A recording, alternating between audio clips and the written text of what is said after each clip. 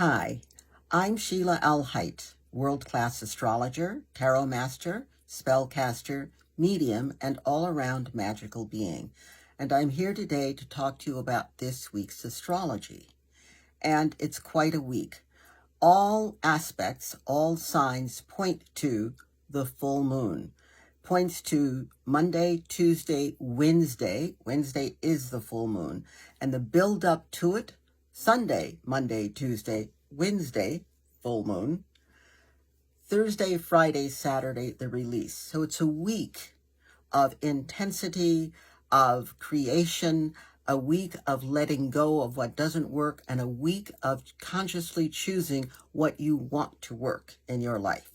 So, all planetary formations this week lead to the full moon on Wednesday. There'll be drama, emotions, ego, and personal courage. These are the lead energies of the week. The expressions of the basket, and you remember the basket from last week? We called it Barbeau's basket, named after Barbeau, the astrologer who realized it was coming. The expressions of the basket are the expansiveness of Jupiter, the luck, the blessings of Jupiter, the revolutionary and humanitarian and new life aspects of the planet Uranus, the soulful and idealistic qualities of Neptune, and the healing and transformational power of Pluto. These effects will not be subtle, and they are not subtle now. They will increase in not being subtle, and this will go on for quite a while. It is scheduled to go on to mid-August, but it will go on way beyond that. The rest of the year for sure, and quite probably into next year. So when you think of today and yesterday and tomorrow and the day after and the rest of the week, remember that we are here at the full moon. It is the beginning of eclipse season. This is the beginning of tremendous transformational time. This week's full moon on Wednesday restarts the activating energy of the basket formation of Barbeau's basket, or cradle as some call it. This basket emphasizes and highlights the energetic planetary input or impact it has on our lives and will continue to affect us past mid-August. And as I said before, I feel into early next year. Those energies, again, are the expansiveness, luck, and blessings of Jupiter, the revolutionary and humanitarian aspects of Uranus, the soulful and idealistic qualities of Neptune, and the healing transformational power of Pluto. These energies are karmic and they have an agenda. I repeat, these energies are karmic and they have an agenda. They will insist on clearing major issues. They will insist on self-honesty, and they will insist on course correcting so that we can pave a new path for humanity. Because the Sun and Jupiter are in Leo and are opposite the full moon in Aquarius and Pluto in Aquarius, so we have these four bodies, 2 in Leo, 2 opposition in Aquarius. Because they are showing up that way, there will be a powerful demonstration of the Jupiter-Sun / full moon opposition. What does all of this mean?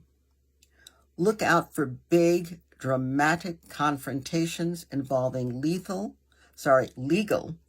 ethical, power, and control issues. And those issues are not just outside yourself. Those issues are within you. What within you have you been telling yourself that either never was real or that is no longer real? And that you have to be honest with yourself and let it go, remove it, release it, shed it.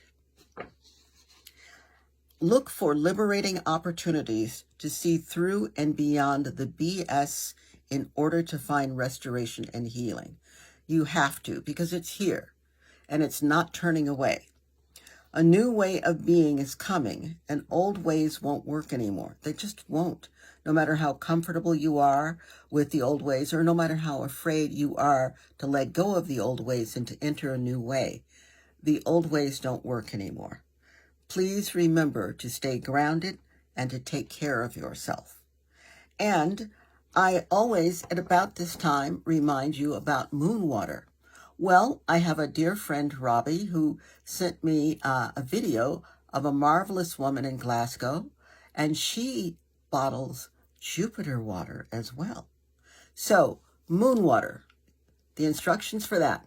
Get yourself a vessel, a cup, a bottle, whatever. Put water in it. Make sure you have a cover over it so that the critters don't get in. Set that where it'll get the rays of the moon for the next few days. I'd say till 3 days after the full moon. So by Friday or Saturday, you can start sipping from it, pouring it into the food you're cooking, watering your plants, giving your pets water. They all thrive with moon water. And this is a potent full moon. This is a wild full moon. You've got Jupiter, luck, blessings, and expansion. You have the sun, the life force, the heart force, the ego. Opposition, Pluto, which is healing. And also the full moon, which is the fullness of life and expression. So you have all of that happening at once. Also, now let's talk about Jupiter water. I saw that clip and thought, what a great idea. Her instructions are to get a bottle of water or bottles of water. I intend to get at least 3 bottles of water, and I'm going to put on each of the bottles a label with an intention that I want the full moon to bring in and the full moon to really expand, this intention.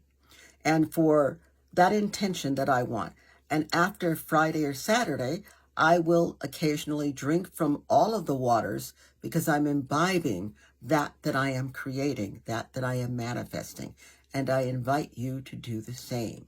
So remember, this is not a time to run and hide. This is a time to, if you have fear, great. Fear is energy.